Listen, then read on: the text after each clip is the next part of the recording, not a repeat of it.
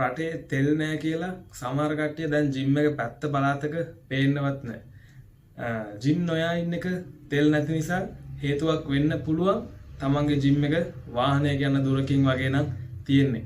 හැබැයි මේක රීසන් එකක් නෙමෙයි ඔයගොල්ලෝ වර්ක්අවුට් නොකර ඉන්න එකට. මොකද අපේ ඇඟ දුවන්නේ පෙට්‍රල් වලින් නෙමෙයි.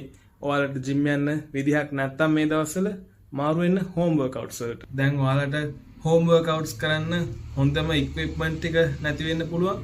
ඒත් එක්කම ගොඩක් චැලෙන්ජින් වර්ක්අවුට්ස් කරගන්නත් බැරි වෙන්න පුළුවන්. but doing something is better than doing nothing. මේ කාලේ උපරිම ප්‍රයෝජනය ගන්න තමන්ගේ body weight එකෙන්. You can obviously go out for a run. ඒත් එක්කම ඔයාලට පුළුවන් body weight exercises perform කරන්න ඇති තරම් ඔය තියෙන push ups, pull ups, squats තව සෑහෙන තියෙනවා. ඒ වගේ උපරිම ප්‍රයෝජනයක් ගන්න.